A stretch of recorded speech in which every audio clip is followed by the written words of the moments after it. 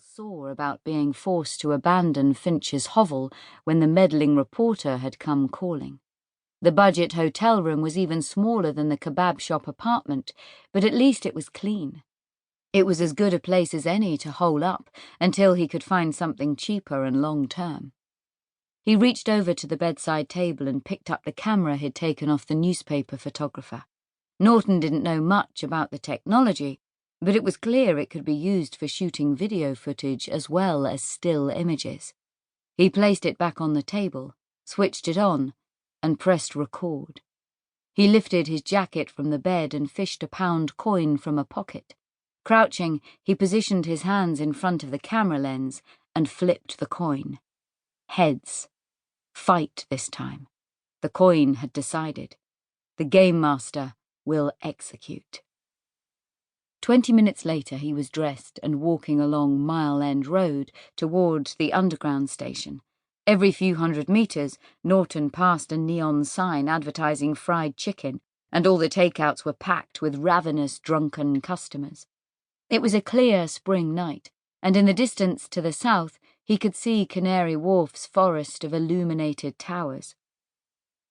He rode the Central line to St. Paul's, and as the train slowed on its approach to the station, he scanned the miserable faces of the other passengers in the rattling car. The contempt he felt made him smile and shake his head. How would these people react if they knew who he was, what he'd done, and what he was about to do? Their ignorance of his power over life and death thrilled him to the marrow of his bones. Riding the escalator up to the ticket hall, he patted his pockets, satisfied that he had everything he needed. He walked through the barrier and out of the station.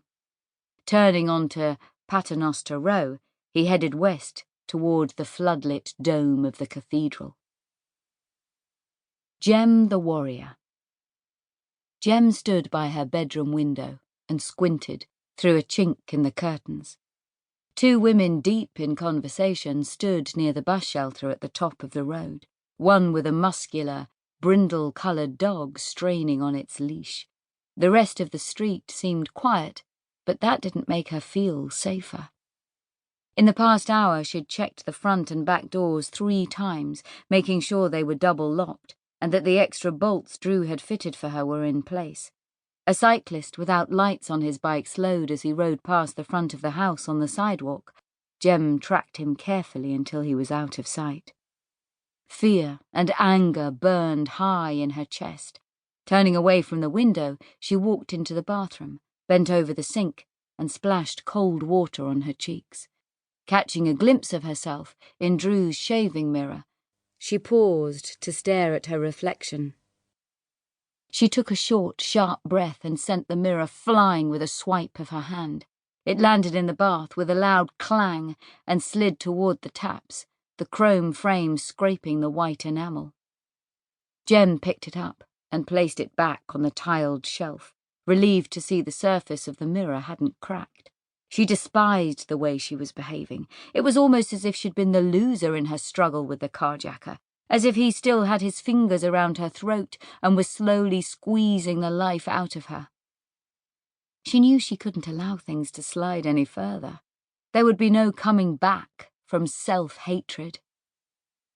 Jem went downstairs, sat on the sofa, and picked her book off the coffee table. She was a third of the way through the story, a mystery set during the reign of Queen Elizabeth I, but she hadn't read a line since the night of the carjacking. She started to read, but found it impossible to concentrate, her trembling hands causing the text to blur. Closing the book, she put it down on the arm of the sofa, stood up, and walked into the kitchen. She poured herself a large glass of white wine, drank half of it, then topped it up. She hated the person she was becoming. Things had to change, and soon. Drew was due home in an hour, and they would talk, draw up a plan, work out the best way to get her life back on track. Thank God she had someone she could depend on to help her through this living nightmare. The boyfriend. Bentley put the last file in his desk drawer and locked it. If he left in the next few minutes, he'd be home earlier than Jem would.